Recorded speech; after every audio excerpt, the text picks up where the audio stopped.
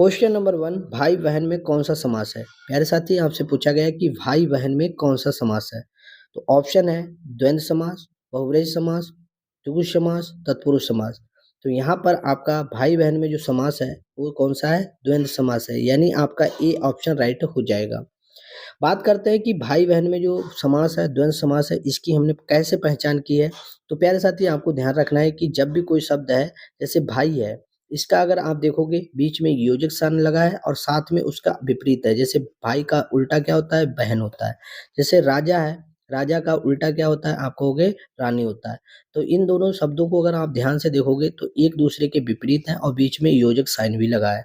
जब भी कभी आपसे समास पूछा जाए द्वंद्व समास कौन सा है, तो आपको ध्यान रखना है जो भी पहला पद दिया है और दूसरा पद है, ये दोनों एक दूसरे के विपरीत हैं और अपने आप में प्रधान भी हैं और साथ में योजक चिन्ह भी लगा है। तो वहां पर कौन सा समास होगा? द्वंद्व समास होगा। अगले क्वेश्चन की ओर बढ़ते हैं। अगला क्वेश्चन देखते हैं क्या है।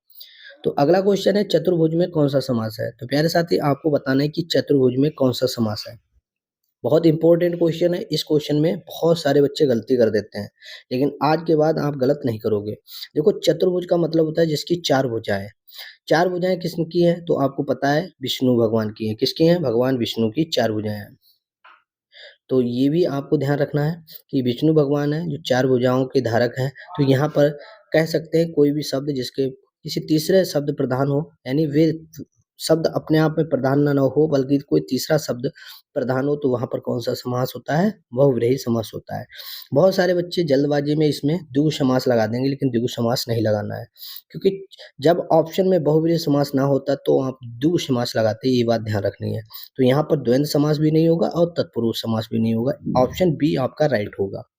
अगला क्वेश्चन देखते हैं। अगला क्वेश्चन क्या होगा? अगला क्वेश्चन है कि सज्जन का संधि विच्छेद है। ये जो शब्द लिखा है सज्जन, इसका आपको संधि विच्छेद बताना है। तो सज्जन देखो एक प्रकार का व्यंजन संधि है। कैसी संधि है? आप कहोगे सर व्यंजन संधि है, ये भी आपको ध्यान रखना है। अब बात करते हैं संधि विच्छेद। संधि विच्छेद क्या होता है? सज्जन का सत प्लस जन हो जाएगा। सत प्लस जन मिलकर क्या बनता है? सज्जन बनता है। तो यहाँ पर आपका आंसर बी हो जाएगा राइट। कौन सा ऑप्शन जाएगा? बी ऑप्शन आपका राइट हो जाएगा। अगले क्वेश्चन की ओर बढ़ते हैं। अगला क्वेश्चन देखते हैं क्या है। अगला क्वेश्चन है कि मना प्लस भाव बराबर क्या होगा? यहाँ पर आपसे पूछा गया है मना प्लस भाव बराबर क्या होगा। तो यहाँ पर आपका आंसर क्या हो जाएगा? मनो प्लस भाव हो जाएगा।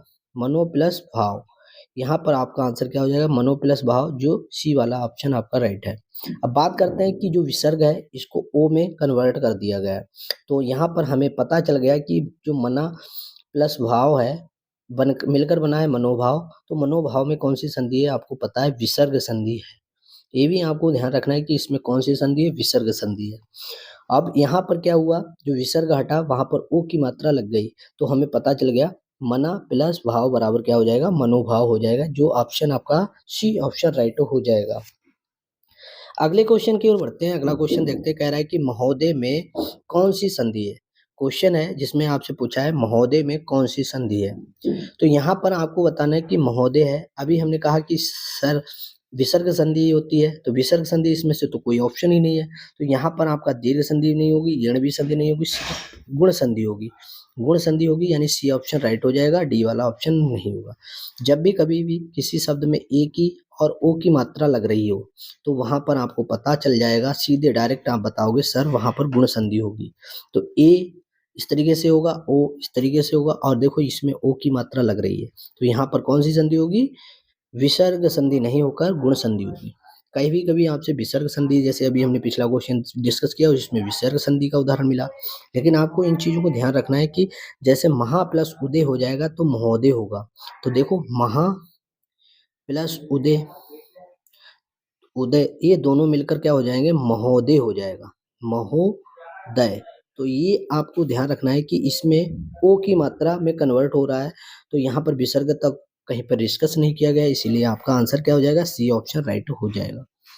अगला क्वेश्चन है शुद्ध वर्तनी का चयन कीजिए। आपको बताना है कि इनमें से कौन सी सही वर्तनी में शब्द लिखा है। तो देखो यहाँ पर देखो क्षेत्र जो है ये वाला सही है, यहाँ पर बी वाला ऑप्शन गलत है, सी वाला गलत है और डी वाला, क्योंकि आपको पता है कि क्षेत्र इस तरीके से लिखा जाता है, इस तरीके से नहीं लिखा जाता है। ये वाले ऑप्शन गलत है, बी सी डी ऑप्शन गलत है, आपका ए ऑप्शन राइट है।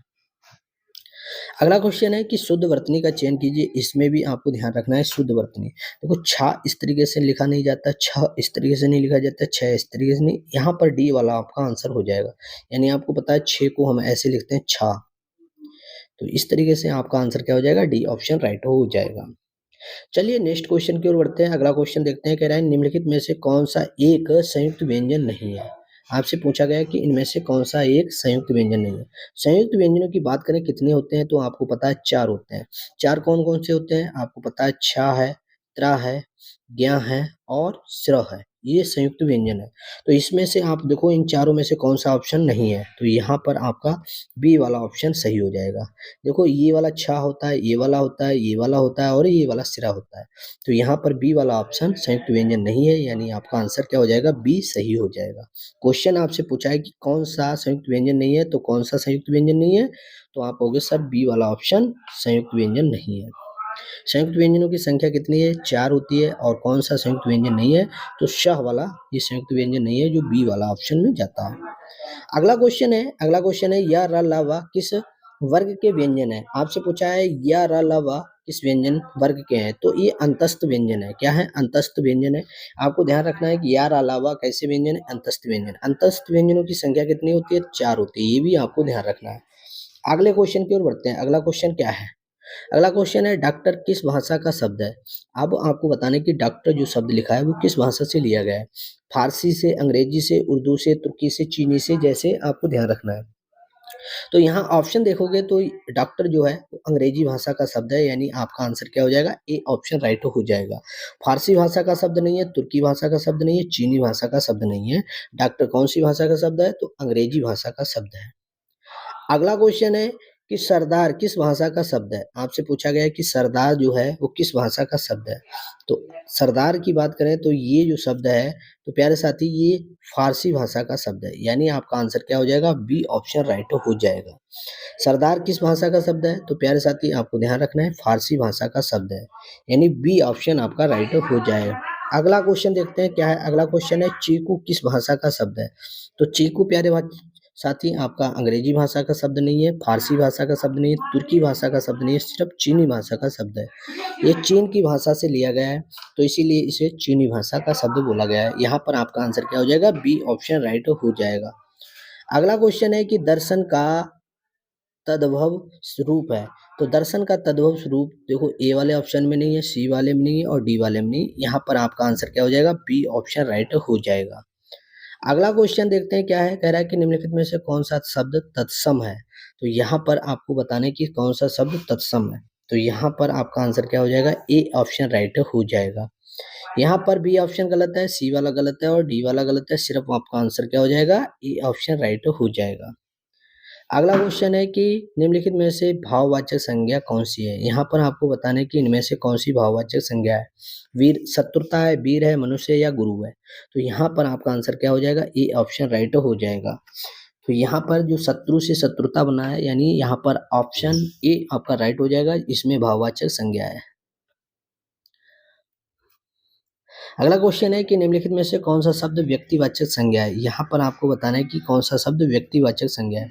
तो व्यक्तिवाचक संज्ञा वे होती है जिसमें किसी का नाम का बोध होता है, जैसे सुरेश है, जैसे गंगा है, किसी नदी का नाम हो, किसी का नाम हो, किसी स्थान का नाम हो, जैसे यूपी उत्तर प्रदेश है। तो इस तरीके से आपको पता है, इसमें देखो गाय का किसी का प्रॉपर नाम नहीं है, पहाड़ का नाम नहीं है, आम का कौन कौन सा आम है ये भी नहीं पता है, लेकिन नदियों में हमें पता है यमुना नदी है। तो यहाँ पर आपका कौन सा आंसर हो जाएगा, सी ऑप्शन राइट हो जाएगा। तो व्यक्तिवाचक संज्ञा वे होती है जिसमें किसी व्यक्ति, स्थान, वस्तु का बोध होता है, यानी हम कह सकते हैं जिसके नाम का बोध हो। जैसे हमने पता है यमुना एक नदी है और उस नदी का नाम है, उसके अलावा किसी और नदी का नाम नहीं है। तो यहाँ पर हम कह सकते हैं ये व्यक्तिवाचक संज्ञा है, यानी आपका सी ऑप्शन राइट हो जाएगा। अगला क्वेश्चन देखते हैं क्या है। अगला क्वेश्चन है निम्नलिखित में कपड़ा का पर्यायवाची शब्द नहीं है। यहाँ पर आपको बताना है कि कपड़ा जो है उसका पर्यायवाची शब्द नहीं है। तो चीर, वसन, वस्त्र या वारिज। तो यहाँ पर अगर आप बात करते हैं कपड़ा का पर्यायवाची शब्द नहीं है, तो वो है वारिज। वारिज आपको पता है कमल का पर्यायवाची है, किसका, कमल का। तो यहाँ पर आप चीज़ों को ध्यान रखना है, और ये पर्यायवाची आपको बहुत बार पूछे गए हैं, तो इसीलिए आपको इनको भी तैयार करते चलिए। अगला क्वेश्चन है कि निम्नलिखित में से कृष्ण का पर्यायवाची शब्द नहीं है। तो कृष्ण का पर्यायवाची नहीं है। तो देखो माधव है, मोहन है, मुरारी है, रणछोड़ है, तो यहाँ पर माधव नहीं है। तो माधव आपको पता है विष्णु का है पर्यायवाची, किसका? विष्णु का पर्यायवाची है। तो यहाँ पर आपका आंसर क्या हो जाएगा? ए ऑप्शन राइट हो जाएगा। मोहन देखो कृष्ण का पर्यायवाची है, मुरारी भी, रणछोड़ भी कृष्ण का पर्यायवाची है, लेकिन माधव कृष्ण का पर्यायवाची नहीं है, यानी आपका आंसर क्या हो जाएगा? ए ऑप्शन राइट हो जाएगा। अगला क्वेश्चन है पाश्चात्य का विलोम शब्द है, तो पाश्चात्य का सही विलोम शब्द अगर बात करें तो यहाँ पर पौर्वात्य हो जाएगा, यानी आपका आंसर क्या हो जाएगा? सी ऑप्शन राइट हो जाएगा। अगला क्वेश्चन देखते हैं, कह रहा है कि शाश्वत का विलोम शब्द क्या है? तो शाश्वत का विलोम शब्द क्या है? सदैव, अनश्वर, नश्वर तथा रहस्यमय। तो आपका आंसर क्या हो जाएगा? सी ऑप्शन राइट हो जाएगा, नश्वर। ये वाला आपका आंसर सही हो जाएगा। तो सी वाला ऑप्शन राइट हो जाएगा। आई होप, मैं उम्मीद करता हूँ कि आज की वीडियो आपको पसंद आई है तो लाइक कर दीजिए। चैनल पर पहली बार जुड़े हो तो चैनल को सब्सक्राइब कर लीजिए। अगले वीडियो को देखने के लिए हमारे साथ जुड़ जाइए, और आपको यहाँ तक सारी चीज़ें क्लियर आई हैं तो एक बार कमेंट में जय हिंद जरूर देख लीजिए। आज आपको कमेंट में बताना है कि कितने 20 में से आपके कितने क्वेश्चन सही हुए हैं। 20 में से आपको कितने क्वेश्चन आज आपने सही किए हैं, ये कमेंट में ज़रूर बता दीजिए, जिससे कि हमें भी पता लगे कि आप हमारी वीडियो के माध्यम से कितने क्वेश्चन सही कर पाते हैं। आज के लिए इतना ही। Thank you all of you.